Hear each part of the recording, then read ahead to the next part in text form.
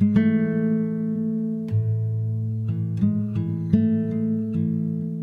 name is Justin, and I am a son of God and an addict, and the host of the RECO12 speaker meeting.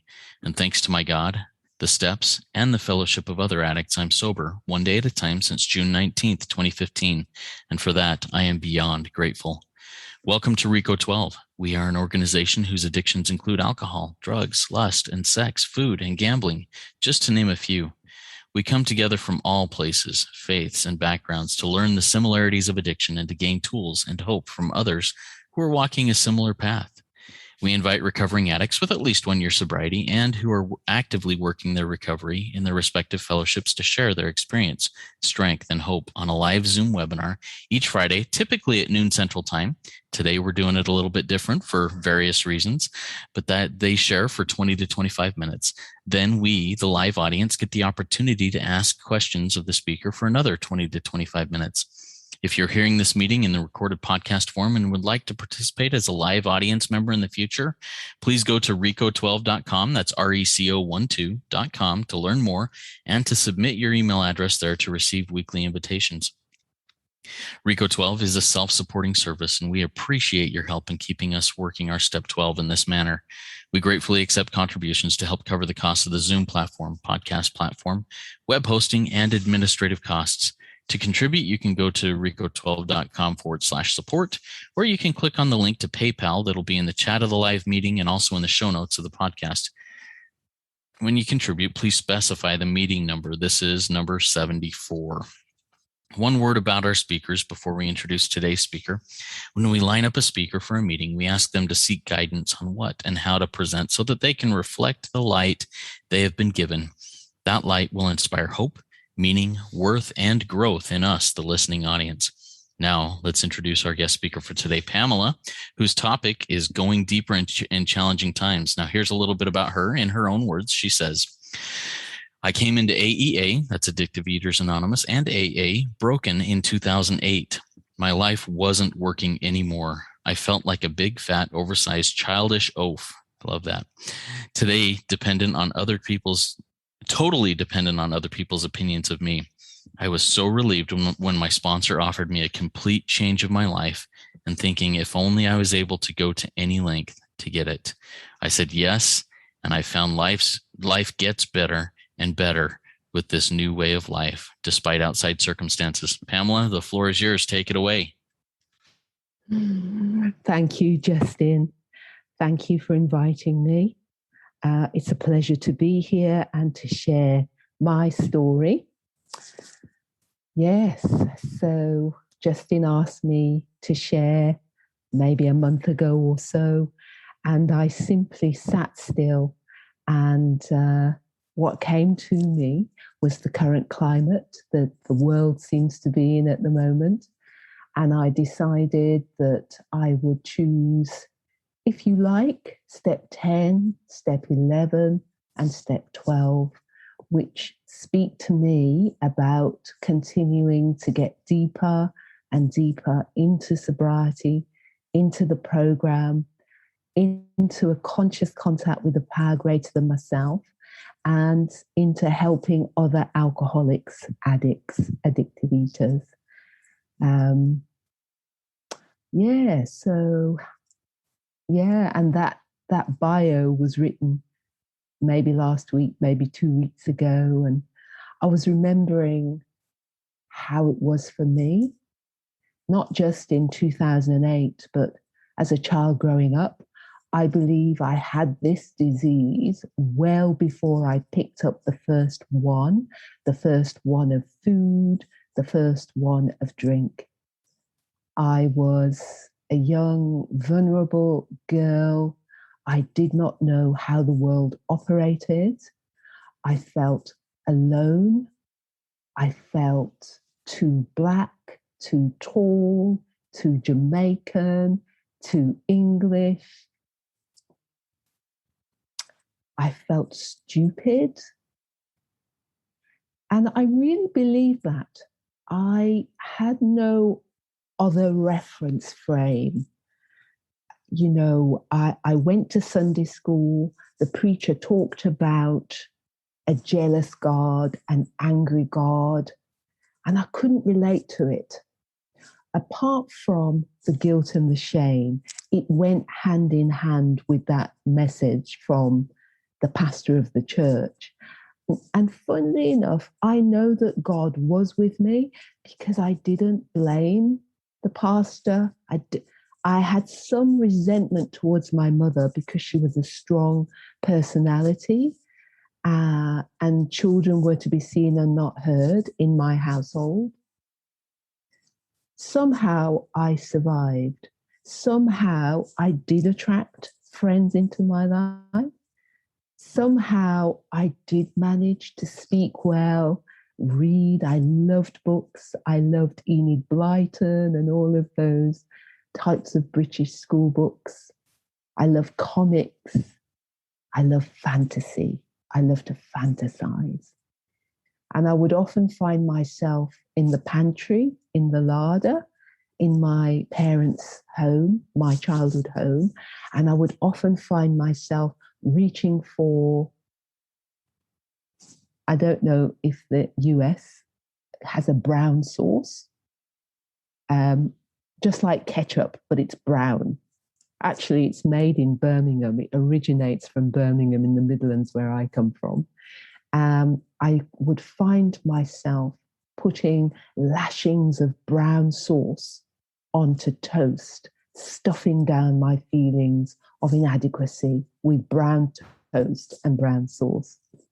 I would find myself taking my father's heart tablets from the top shelf. I was only 8 or 10, and then swallowing those heart tablets with the remnants of bottles of beer or sweet cherry or baby sham.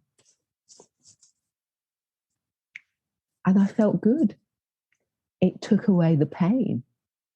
And that sweet nectar at the back of my throat made me gasp and say, that's better, that's better. And as some of us know, this is a disease of more. You know, whatever I am using outside the source, the spirit of the universe, whatever I am using to quell the disturbance grows into a monster. So I absolutely recognize and understand now how I could not win this race, because I needed more baby sham, more sherry. I needed more chocolate cake. I needed more bread and more ketchup on those slices of bread, and nothing worked. So I walked into the rooms 30 years ago. I actually came to people that I know in Addictive Eaters Anonymous and Alcoholics Anonymous. My very first meeting was April 1993. And Justin, it was amazing because I heard people talking about food and drink in the way that I was using food and drink. And I thought at that time that they were separate issues that needed separate solutions. I didn't quite grasp the fact that addiction swaps from one substance to the next. So these were my early days in the fellowship of Alcoholics Anonymous and in coming to contact with AEA members. And yet still, I saw in those members a stillness, a peace, and a joy that I knew I needed, but I was afraid of it. I really thought that it wasn't for me. Really?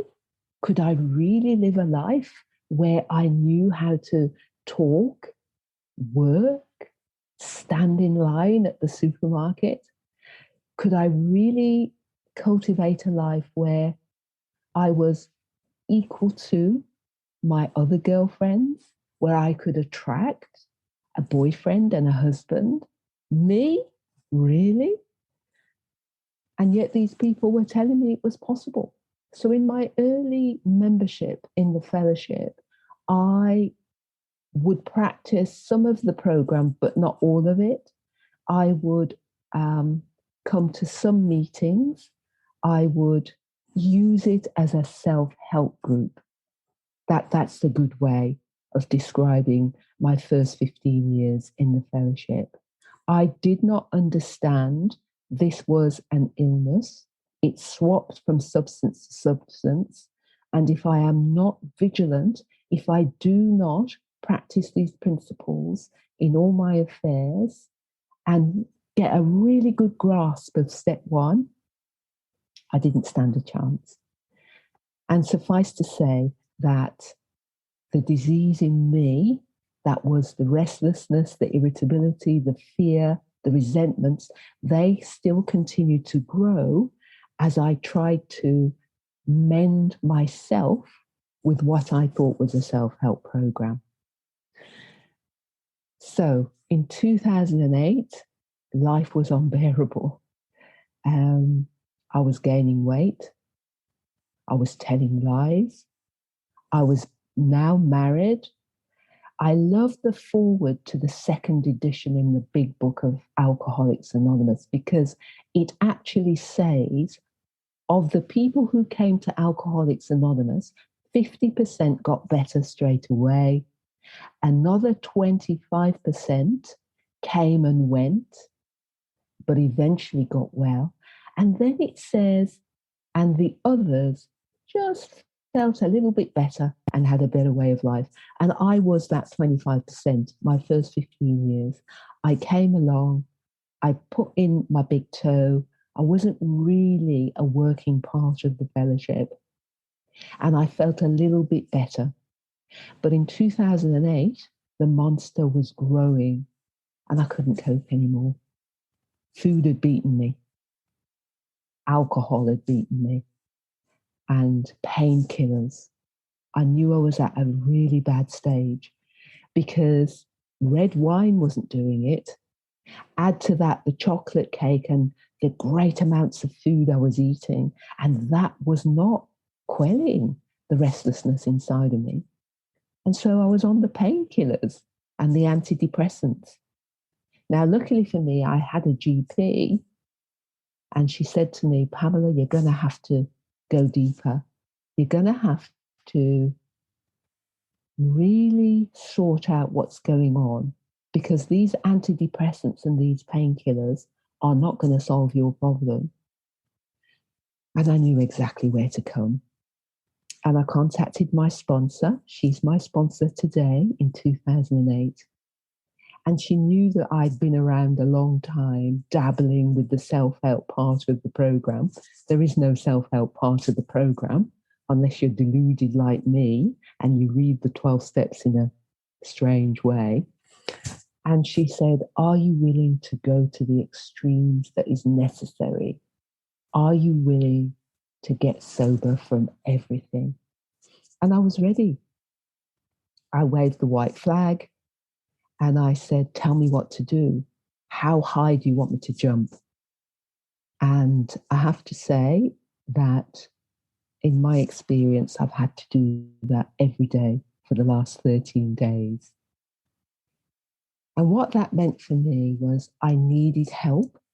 I needed, will somebody please tell me what to eat and when to eat?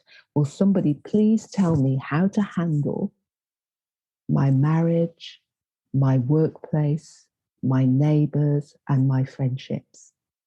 Will somebody please just help me to turn around my unmanageable life so that I can have what the people in Addicted Eaters Anonymous seem to have: peace of mind and fun, and to be slim, because at one stage I weighed well in excess of 350 pounds.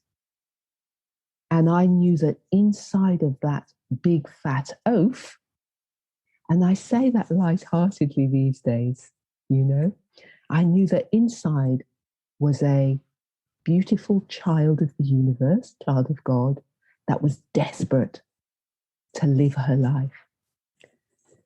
And my sponsor and the people that come to the fellowship of Alcoholics Anonymous and Addicted Eaters Anonymous have continued to offer me love and support and sponsorship. And I have found that I've no longer needed food, painkillers, antidepressants, and red wine to help me cope and to take the edge off life. So my routine, I don't like that word. This has become a way of life for me. And each day is a day when I must begin it with God, with a concept of a power greater than myself.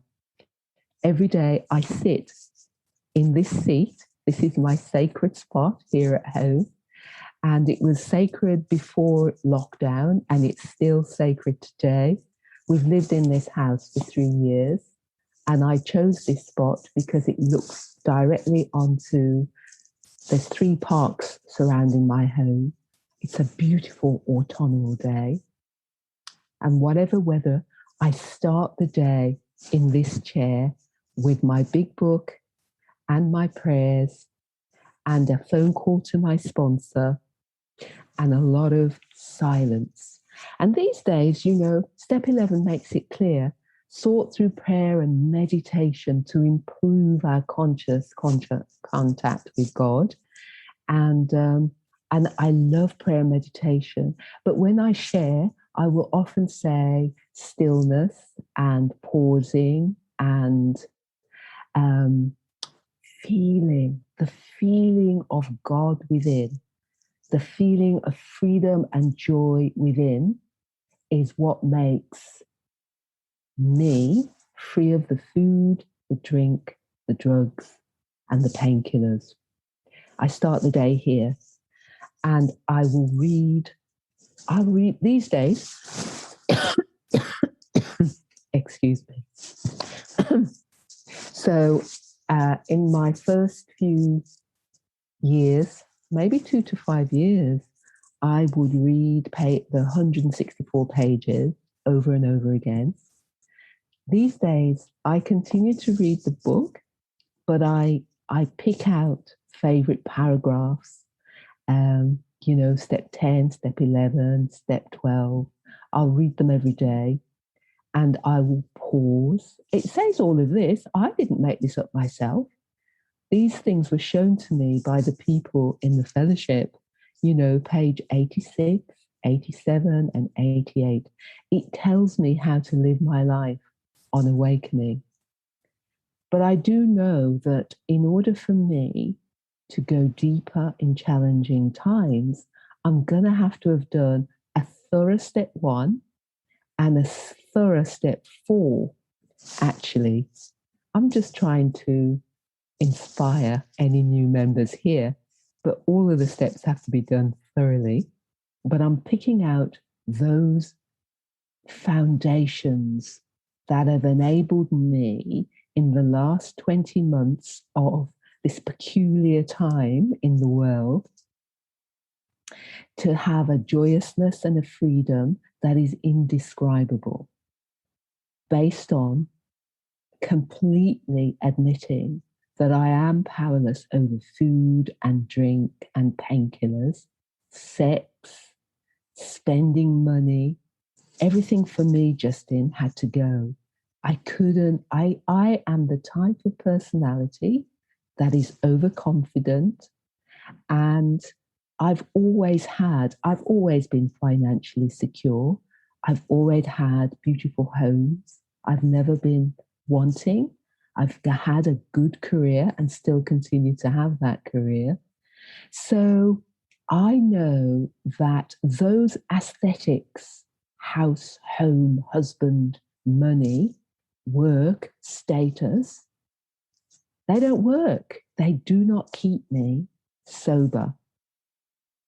And I often, when I share with people who ask for my help, I will mention, and because we're not in an official Addictive Eaters Anonymous meeting, I say, look at the world's most famous stars, fame and fortune, people who are beautiful singers, beautiful actors who have left the earth through drink and drug addiction. And we know of actors who have died because they've eaten themselves to death. So fame and fortune and going to public school is not my problem. And being molested as a child and having a mother who was hierarchical and believed that children were to be seen and not heard was not my problem either. I believe I was born with the illness. I believe it probably started with the first man and woman on earth. You know, the alcoholic mind and the thinking, the problems, the ruminating. I believe I was born that way, and my drug of choice came later. And in the last 20 months, I have continued to practice and taken out a lot of insurance policies in the steps. And I have continued to attend my meetings and, of course, help other alcoholics and addicts. It's the only way I know. And I've just copied my sponsor and the other long-time members. My own sponsor is 41 year sober. You know, she's a woman, nearly 80 years old.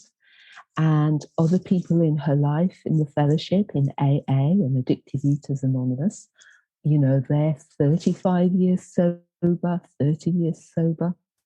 And I just enjoy watching them and hearing them tell me how to get out of self and go and serve.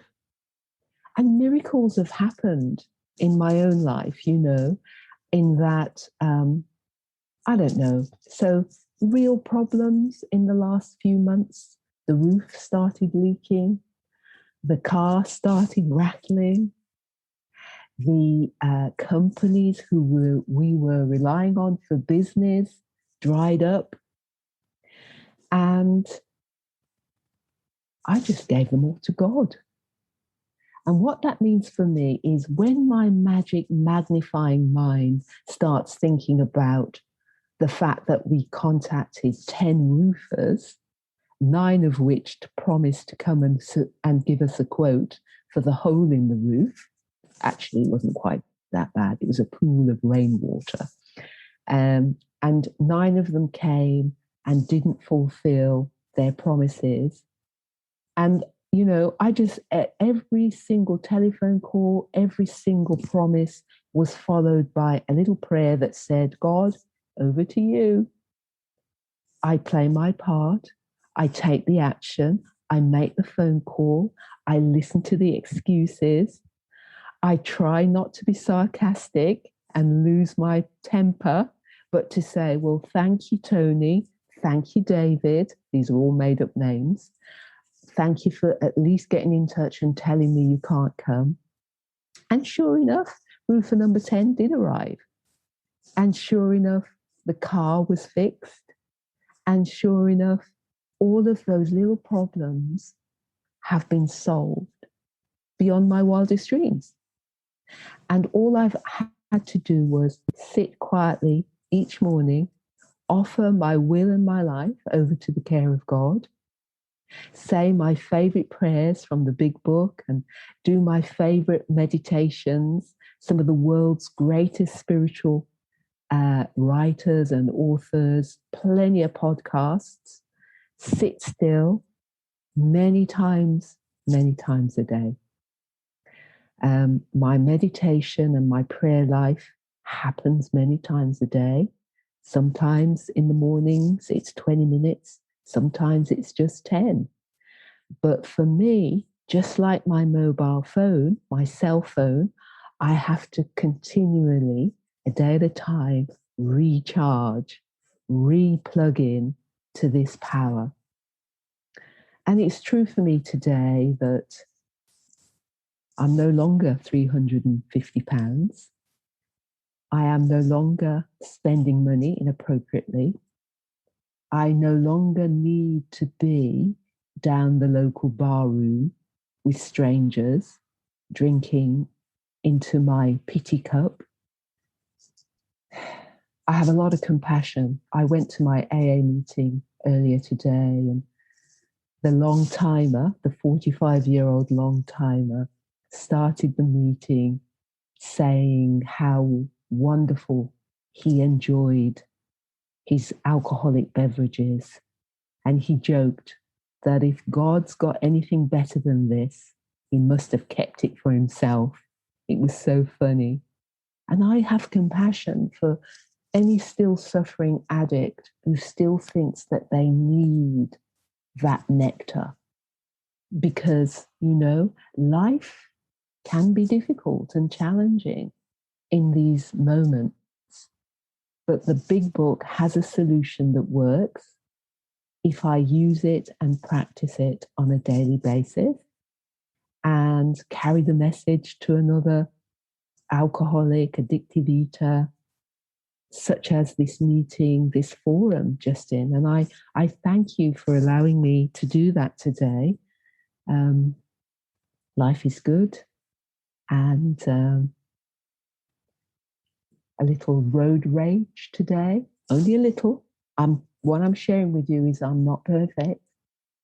On the way here, back home, tell a lie, on the way to my meeting, a little old man in his little old car was driving just under the speed limit.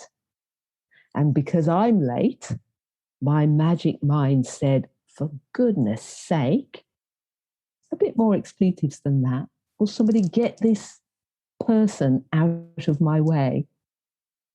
And I caught it. I caught the thinking. I caught the fear.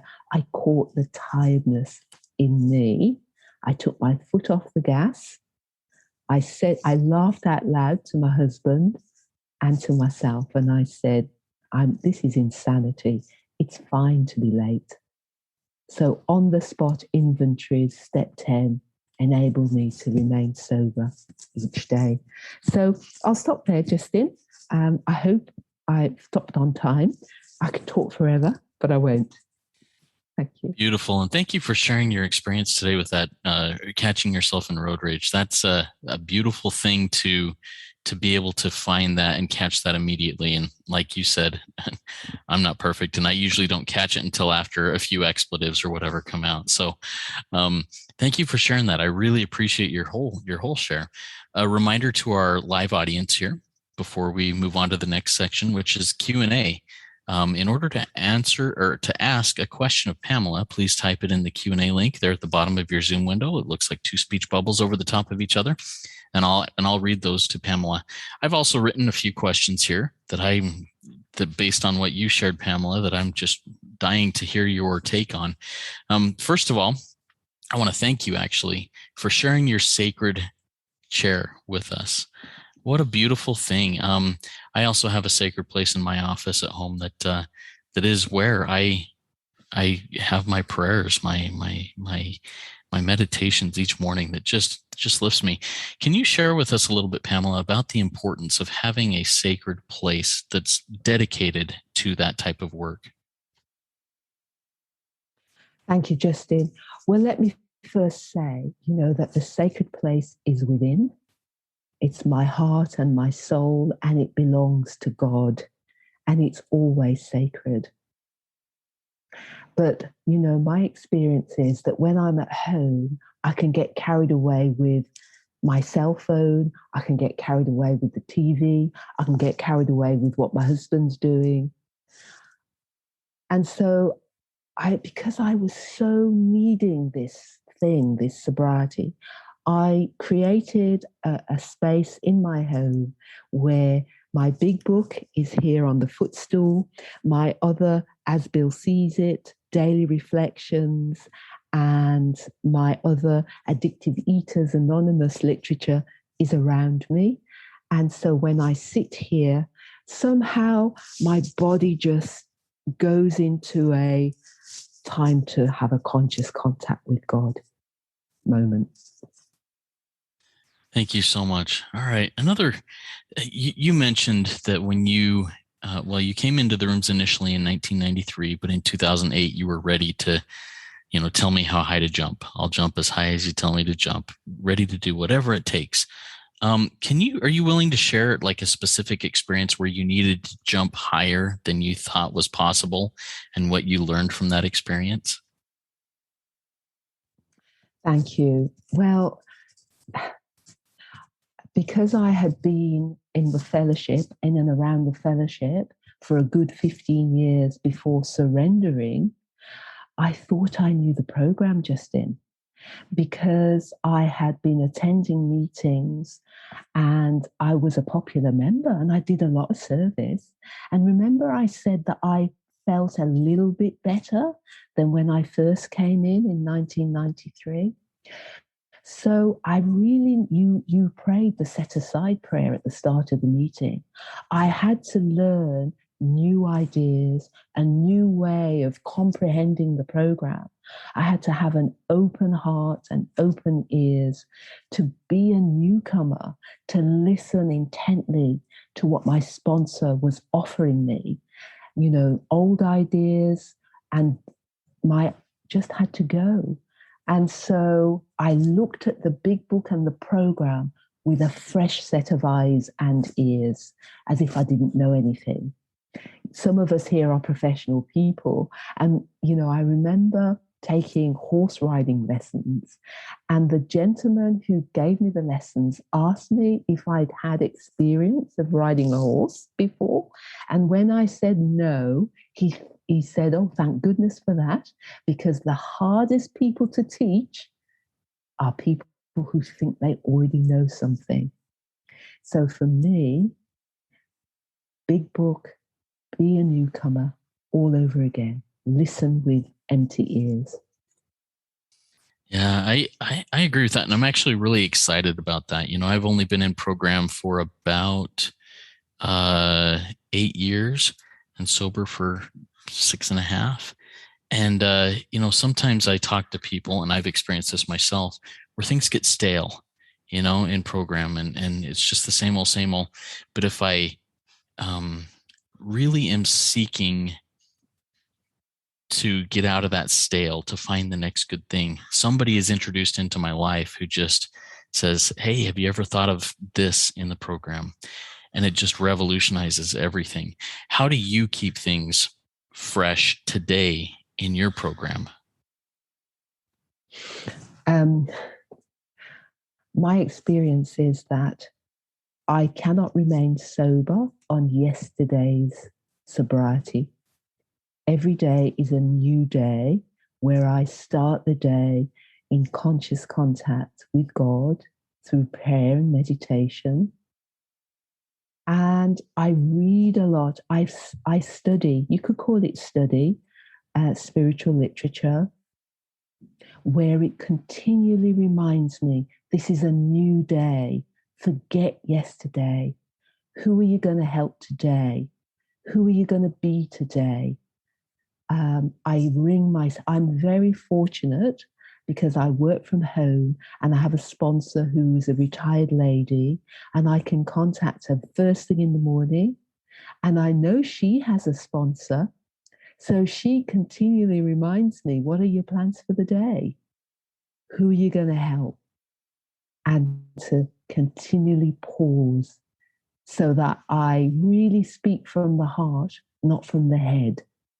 Um, it's a God job. It's a God job, I tell you. Thank you so much, Pamela. You shared, and you just shared now, how much you read, that keeps things, keeps you going and learning. And you mentioned earlier in your share that, early on you would read the first 164 pages of the big book, over and over and over again. And now it's more of a, targeted reading. What are some other recovery related books that have really helped you, that have elevated your own recovery experience? I love the 12 and 12, the 12 traditions and the 12 steps of Alcoholics Anonymous.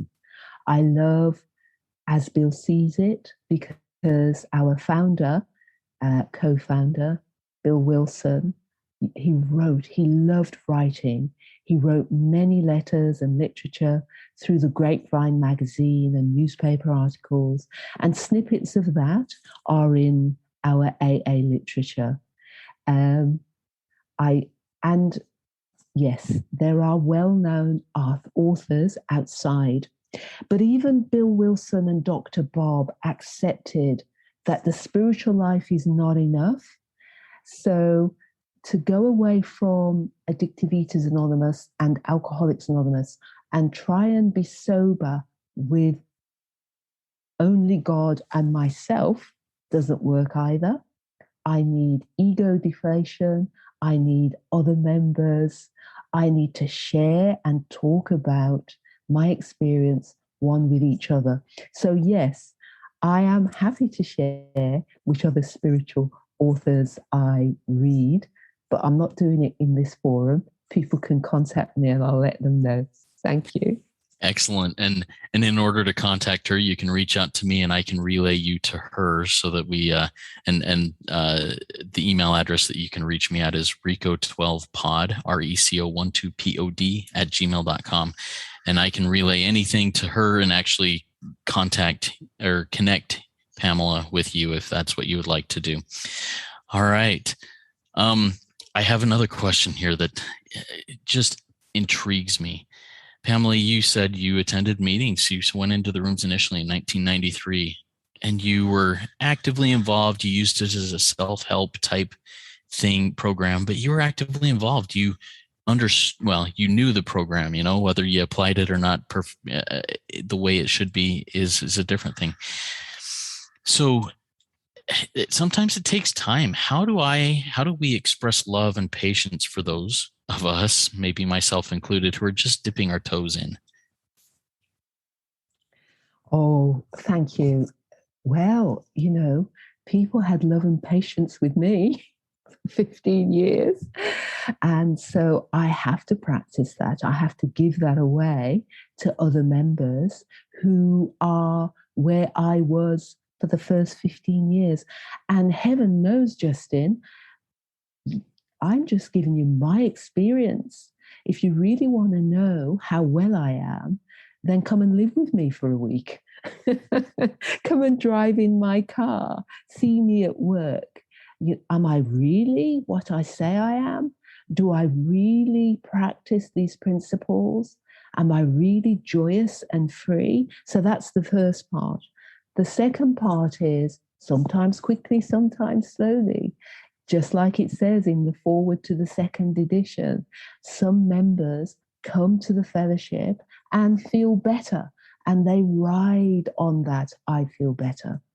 And there just came a time in my own life where I knew I wasn't sober. I probably wasn't gambling. I probably wasn't taking cocaine or weed, but I was eating uncontrollably. I was still sneaking away for a glass of red wine. I wasn't yet in the gutter. I knew I wasn't clean and sober. My mind was unmanageable. My head was racing. Anxiety levels were rising. Lies were becoming more and more prolific. I knew I wasn't sober. And thank goodness my sponsor and other ladies were here for me and gently encouraged me to, if you're ready, we can help you. Thank you for sharing that. Sometimes I've experienced this. I've seen it. Maybe I've even done it. When somebody comes into a meeting and is obviously not working the program and isn't progressing, I lose patience. I just start judging them. And I thank you very much, Pamela, for reminding me there. But for the grace of God, go I. And maybe I am even there and don't even realize it. I know I've got a lot of waking up to do in some areas of my life. And I just need to have patience with others and with myself. All right. You mentioned earlier also in your share about, basically co-addictions, moving from one addiction to the next. in addictions being very similar, if not identical, in how it works. Can you share with us a little bit more about that, about the similarities of addictions, no matter what the substance or behavior turns out to be? Thank you. For me, there's only one problem, and that's the problem of me. And sometimes I can call that self-centeredness, fear, resentment. And that of itself produces many manifestations of the illness. These are just symptoms. The drinking is a symptom, my addictive eating and obesity. And for those of us who are anorexic or bulimic, using money, gambling, drug addiction, they are just the scab that covers the pus. So for me, the addiction is the pus that needs to be squeezed out from under the scab. The scab is just the symptom of the illness. So it is a very subtle illness, and it's very cunning, so I can stop drinking in one area, but continue to have an unmanageable life and eat and have sex and casual relationships and spend money that is not mine to be spent. And I was just broken. I didn't want it anymore. And it's not a judgment. I just wanted to go to bed at night free of debt, free of food, free of fat, free of worry, free of resentments. These are just symptoms. I needed a program that was going to absolutely remove the cause of my problems and of the drinking and the eating. So you just shared all of the free of these things. These are all exterior, somewhat visible things. Becoming free of those things, how do those things initially, how are they like bonds or weights upon us? And when you become free of those, how does that affect you internally as well as those around you? I can look the world in the eye, no longer afraid. The program has promised me confidence and joy and fun. When I was heavily into the addiction, I was not free. I was worried. I was anxious. I was always dependent on what you thought of me. I was alone.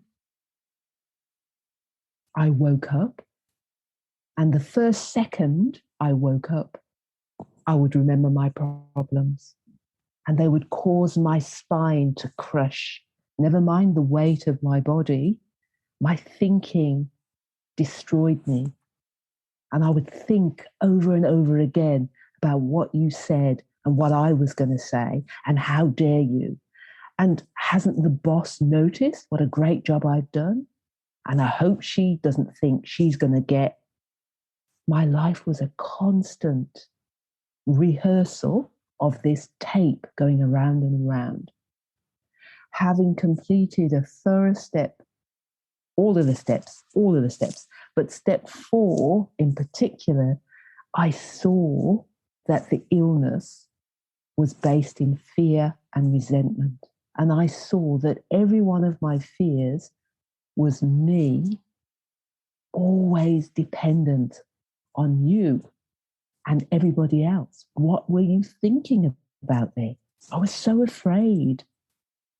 And I have found that when I completed step 6 and step 5, step 6, 7, 8, 9,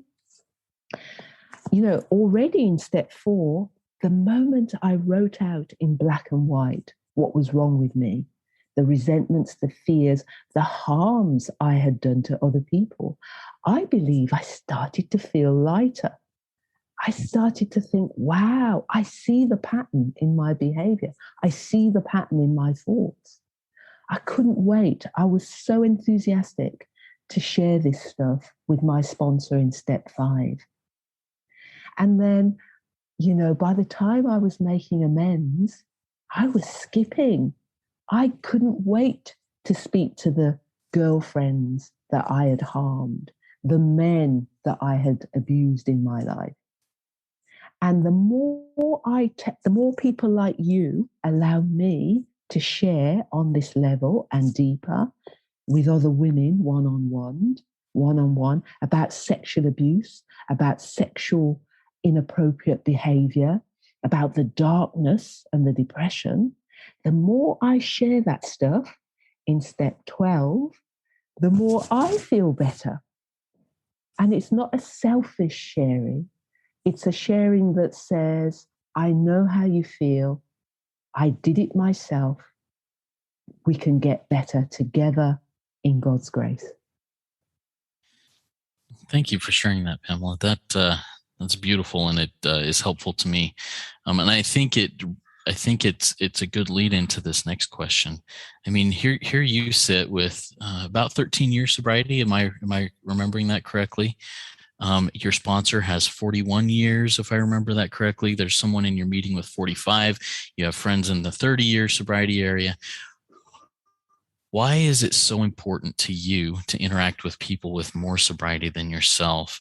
And maybe also to them, maybe they've shared with you why it's important for them to interact with people with more sobriety than themselves. Share about that, if you will. Yes, I want what they have. I need it. I would love to be here. Justin, I would love that when I'm 57, when I'm 77, 67, 87, I would love to be sitting here and in my face-to-face meetings, still happy, joyous, and free, still sharing with the newcomer and the still suffering alcoholic who might be a member of the fellowship, but they're still paralyzed by the bedevilments. I still need to be here to help those people.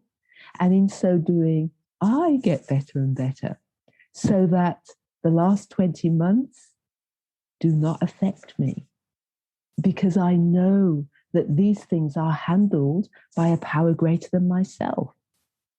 That I am too. Man is meant to live on the planet. We are going to have illnesses and cars that need fixing. We're going to have marriages that break. We're going to have relationships with people who are not so reliable. And I need to have a way of handling life on life's terms. And I need, at 2 a.m. in the morning when you can't sleep, or you're worrying about your parents' health or your partner's emotions, I need the 2 a.m. program that says, breathe, pray, meditate, trust God, take action, but trust God, share it with another. I would love to be as young looking and as fit as I am today at 85, 95, and 105. And that's what the program gives me. Awesome. And I think that goes into my next question, which I think is my final question. A reminder to our audience. Oh, we just got one that came in from our live audience. I'm going to ask that one first. This is from Heba. Heba asks, what do you do when you feel that you don't have energy to do the program? Great question, Heba. Eva or Eba? You die. You die. No, okay. Heba. Then begin where you are. So I traveled down to my hometown and I was exhausted. It was an 8-hour car journey. It had torrential rain. I arrived home and I was exhausted because I'm human. So I begin where I am. So where I begin where I am is I sit here in this chair, but let's say it was the kitchen, because I have a 3-story house. The kitchen's on the ground floor. Walk straight into the kitchen and breathe. And if that's all I can manage, that is meditation. That right there, the pause, thanking my higher power, a power of my understanding, spirit of the universe, God, thanking God for the safe journey home, acknowledging I'm exhausted, but just thanking, just having a sip of water, just saying a familiar prayer. Begin where you are. So remember, I'm 13 years, by the grace of God, sober today. I would not expect someone who's on step one to perhaps be doing it the way I do it. But when I was at step one, I found my own way. There's no such thing as a bad prayer or a bad meditation. Only not doing it is not helpful. So do it, anything. Thank you, Pamela. Love that. Love that answer. Love that question. Thank you for asking that, Heba. All right. Now you have shared in a way that it seems that you are, I don't know if you're an expert, but you seem to be at surrendering the outcome and finding peace in that, trusting that that your higher power has things in control. How does surrendering the outcome and just saying, whatever happens, I'm going to find peace with, but still going and taking action and having peace, how are those related? How do you practice that? So 20 months, we've all undergone the pandemic. Businesses have closed and have slowed down.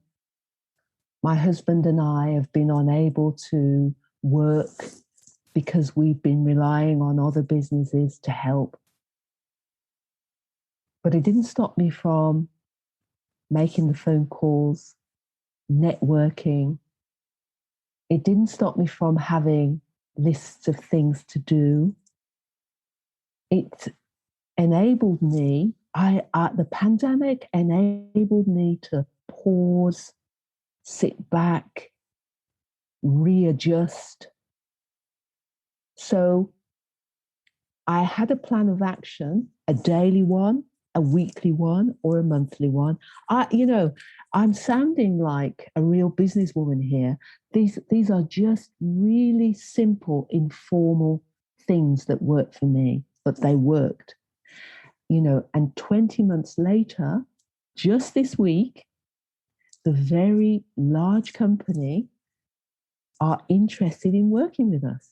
And all my husband and I did was get to meetings, sponsor, help other alcoholics, addicts, get to my face-to-face meetings where possible, do the shopping, brush my teeth, a daily, you can't do this. I cannot do this by myself. Sponsorship, hang around with the winners, see who has what you need, peace, serenity, action, hang around with them, talk to them, ring them up, read the big book with each other. That's what I do with the people I sponsor, and my sponsor does with me. It doesn't take long, 10 minutes with each member. Action, and then every step of the way, God, over to you. I've done my bit. The result is with you. Many times a day. Read those pages, page 86, 87, 88. It tells me and you how to live every day. Thank you, Pamela. Great advice, great insights. Before we close out, do you have any final words of wisdom that you'd like to share with us? The only thing I'd like to remind everybody is this is my experience. I do not speak on behalf of Alcoholics Anonymous or Addictive Eaters Anonymous. I speak from my own experience, strength, and hope. So, find your own concept of God, get a good sponsor, and just jump right into this program. It really, really works if you work it. Awesome. Thanks again, Pamela. That was a great RECO12 weekly speaker meeting for all addicts and those wanting to learn more about addiction and the recovery therefrom. And before I move on, I want to thank you again, Pamela, for being willing to work with my crazy schedule today, having to rearrange the time, the regular start time. To those of you who came in maybe a little bit later than we started, I apologize, but thank you for being here. It's been a great meeting. Now, if we didn't get to any questions that you may have, please go to RECO12.com/forum and join in our community and ask those questions and answer others' questions that may come up. I invite the audience to come back next week. We'll be back at our regular rotation time, noon Central Time. And come join in with us. We'll have a great speaker next week, which I'm on the road and I didn't look at my calendar before this, so I can't remember who it is, but we have a great speaker next week. I'm sure of it. Okay, so before we close out here, Pamela has offered to send us off into our day with the 7th step prayer. Thank you, everyone, for listening, for participating. Let's just have a moment of silence and I'll end with the step 7 prayer. My Creator, I am now willing for you to have all of me, good and bad. I pray that you remove from me every single defect of character that stands in the way of my usefulness to you and my fellows. Grant me strength as I go from here to do your bidding. Amen. Amen. Keep coming back, everybody. It works when I work it, so work it. You are worth it.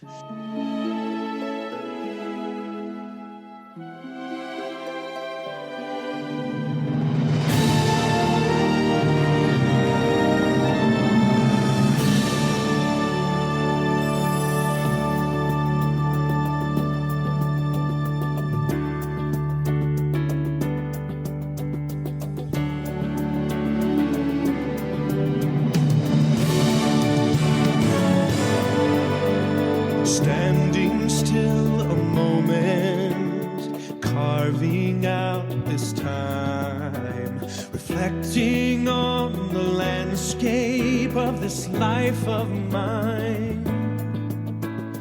Peaks too high to conquer, streams too wide to cross, troughs too deep to walk through without incurring loss. Yet here I am, still standing tall, despite the rough terrain. One like me survived the storms and walked through wind and rain. Still standing, I will fight the good fight, still searching for glimmers of light, feet still on the ground. I can still be found, standing still.